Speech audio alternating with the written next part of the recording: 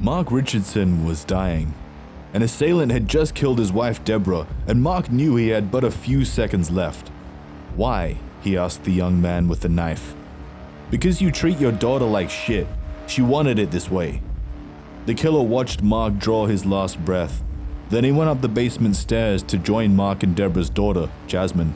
They hugged and kissed, exchanging vows of eternal love. They were just like Mickey and Mallory, the heroes of their favorite movie, Natural Born Killers. Jasmine was 12. Her lover Jeremy was 23. They thought they'd live forever.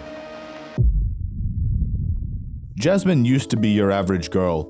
Pink was her favorite color. She loved unicorns. The goal was growing up in a happy, exemplary household from Medicine Hat, Alberta. Her father, Marc, was a technician in the oil and gas industry. A bear of a man, he was married to Debra, who was interested in Wicca and holistic practices. They also had a younger son, Tyler Jacob. Their neighbors described them as a family fit for a Norman Rockwell painting. At the age of 11, Jasmine started undergoing a drastic transformation. She was maturing early, and at the age of 12, she looked like a 15-year-old. But it was not only her looks that changed, it was her whole personality. She was known to be fun and social. A member of her Catholic school swim team, she was also doing great in the fine arts class. Simply put, she was a prize student. But by the end of the 6th grade, Jasmine was getting smart with her teachers, drawing distant from her classmates, and developing much darker tastes. Jasmine started listening to bands like The Misfits, Cradle of Filth, and Slipknot. She found that the goth subculture resonated with her. Of course, her outfits and makeup changed accordingly. No longer a role model student, she wore heavy makeup, fishnets, and black clothes at school, shocking her teachers. Jasmine got into blogging. She registered on MySpace, Nexopia, and VampireFreaks.com. Among her interests, she listed dark poetry, criminal psychology, blood, human anatomy, and kinky shit. On her MySpace profile, Jasmine was proud to announce that her heroes were Jeffrey Dahmer and Marilyn Manson.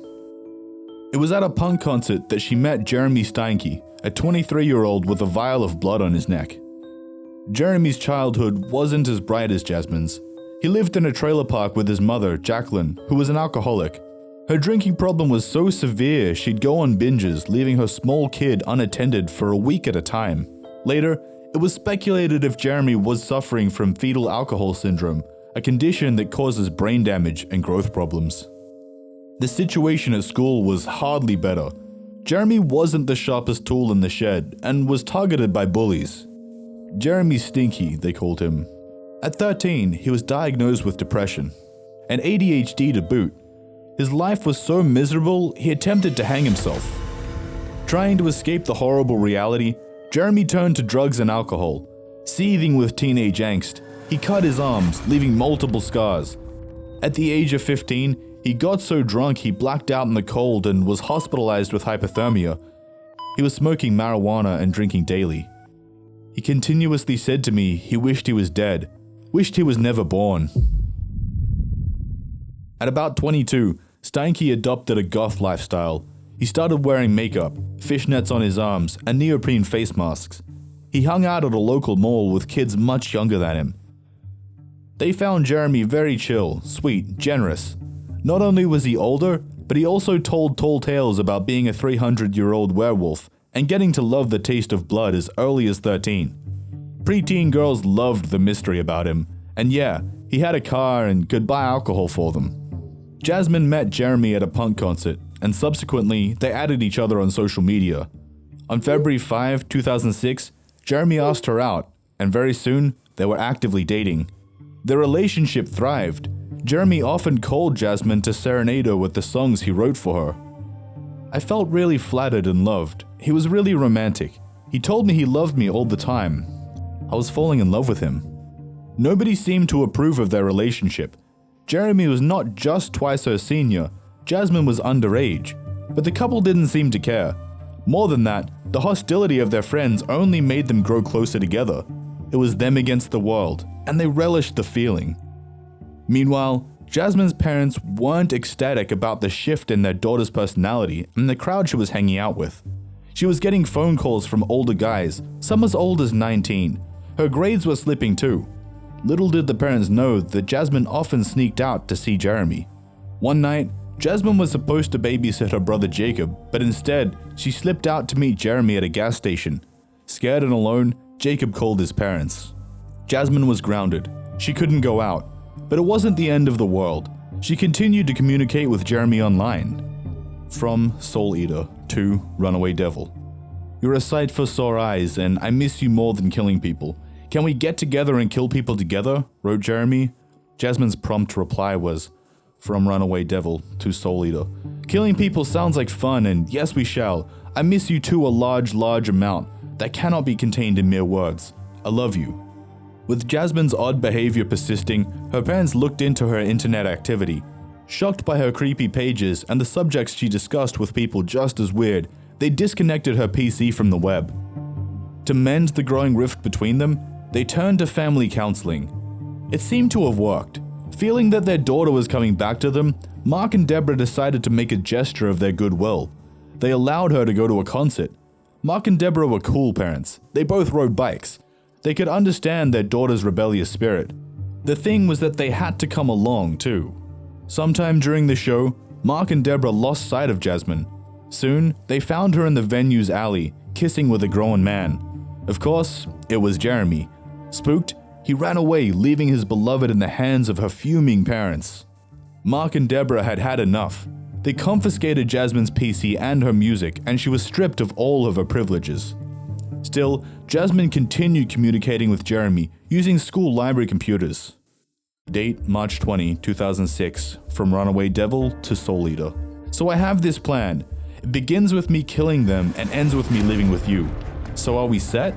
I'm going to try and call you, but I really don't know if I'll be able to. They're treating me like shit. I hate them so much, but I hope this won't bring us far apart. I hope to talk to you soon. Love you with all of my heart. Date March 21, 2006, From Soul Eater to Runaway Devil. Well, I love your plan, but we need to get a little more creative with like details and stuff. I wish they wouldn't treat you that way. Grr, it angers me to hear that. I dislike them very much. Don't worry, I love you too, my sexy beast. I hope to hear from you soon. Take care, my love. You have the key to my heart, and soon enough, you shall have my heart if I die. Because if I give it to you now, I die, and you won't be able to hear how much I love you. Two goth lovebirds cooing, right? The sad truth is that both correspondents were dead serious about the murder part. Jasmine kept nagging Jeremy about their plan. Some witnesses claimed that she literally begged Jeremy to kill her parents. She kept repeating that she hated them, that she wanted them dead. Sadly, Jeremy's age didn't make him more mature than Jasmine. He bought into everything. On April 3, he posted a rambling poem on his blog. Payment. My lovers' rents are totally unfair. Their throats I want to slit. They will regret the shit they have done. Their blood shall be payment. On April 22, Jeremy was watching Natural Born Killers with a friend. In the movie, Mickey and Mallory kill Mallory's family but spare her little brother. Jeremy turned to his friend and said, that is where their story is different, since Jasmine is going to kill her brother. Since they were both high on drugs, Jeremy's friend thought he was joking, as usual. By that time, everybody had been used to these two going on about killing Jasmine's parents.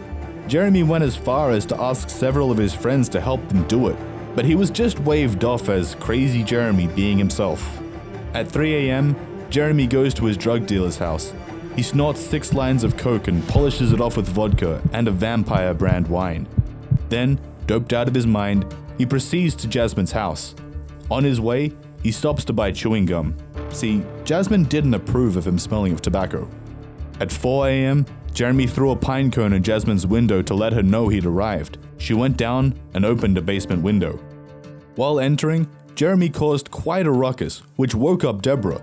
Thinking it was her daughter sneaking out again, Debra went down, clad in her nightgown. She was surprised to see a stranger in a neoprene face mask. The man was armed with a knife. With both parents dead, Jasmine and Jeremy went upstairs to kill Jasmine's 8-year-old brother Jacob. A Star Wars fan, the kid died protecting himself with his favorite lightsaber. Just like his dad, he fought to the very end. Having disposed of the bloodied clothes and knives, they went to a party hosted by their friend Tyler Randallson in the evening. Jeremy wore dark glasses, but proudly demonstrated the fresh shiner he'd gotten in the fight with Marc. James Whaley, a friend of Jeremy's, remembered him bragging, "We killed my girlfriend's family last night. I gutted them like a fish." "My little brother gargled," Jasmine added. I honestly didn't believe him. I said, "Whatever you were on, you better give me some because it sounds like quite a trip." Earlier the same day, their horrid crime was discovered by a neighbor's kid. With nobody answering the door, the kid took a peek into the basement and recoiled in terror. At first, the police thought Jasmine Richardson had been abducted. They went to her school, where the school counselor produced a thick file on her. Surprised, the police officers went to check out her locker. A piece of paper fell out of her stash of papers. It was a comic Jasmine drew. It pictured her and Jeremy burning her family alive. Immediately, Jasmine turned from a possible abductee into the prime suspect. On March 24, just a day after, the couple was arrested in Leader, Saskatchewan, 81 miles from Medicine Hat. It turned out that their unsuspecting friends had taken them along on a road trip the night before. During the interrogation, Jasmine just cried. Only when a policeman started addressing her like her peer, Jasmine began to talk. She denied everything, blaming the murders on Jeremy. Finally, she admitted to choking and stabbing Jacob. However, she still insisted that it was Steinke who dealt her little brother the fatal wounds. On his part, Jeremy admitted to killing Marc and Debra Richardson, but he was adamant he didn't kill Jacob. He said he didn't want to murder her parents, but Jasmine asked him to, and he'd do anything for love. Also, he blamed it on drugs. He simply freaked out, he said. He was also taken somewhat aback by Jasmine's complete lack of grief or even sadness over her family's passing.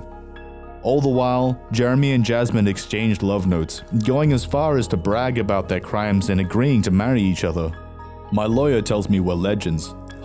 Closer to immortality it would seem. "You said you want to get engaged? Then here's a cue. Will you marry me? If so, then it is a verbal agreement." I never thought I'd find myself hysterically laughing in a holding cell in these kinds of circumstances. Or ever, really. But still, you make me so happy. Yes, I will. I would love to. In their exchanges, Jasmine and Jeremy focused solely on their relationships and their predicament. Apparently, they saw it as only a temporary setback. But remorse? Not a glimpse. Of course, nobody confessed to pointing the finger at the other one. The accounts of Jeremy's friends revealed that he indeed had a mentality similar to that of a 15-year-old. With Jasmine developing faster than her peers, they were basically on the same level. Still, mental development aside, he was a grown man, totally accountable for his crimes. Unlike Jasmine, who was the one who got the idea of killing her parents and persisted with it. This is what she had to say in court. "In my group of friends, it was just the way we talked. It was just stupid talk. Every time I said that, I never meant it. I was angry. I didn't mean it. Everybody else knew I didn't mean it."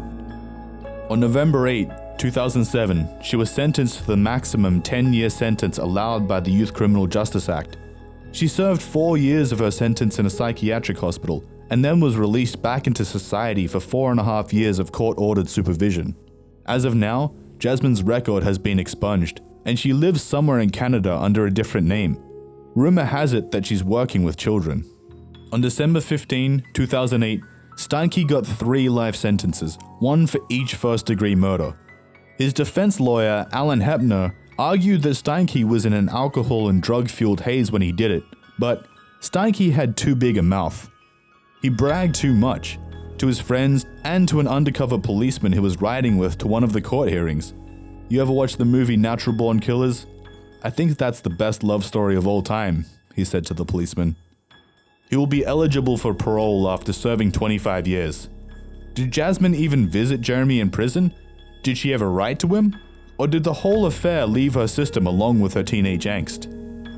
Their love might have been as much a fantasy as Jeremy's tale of his shape-shifting nature, or Oliver Stone's movie, for that matter. What is very true and final, though, is the death of 3 innocents.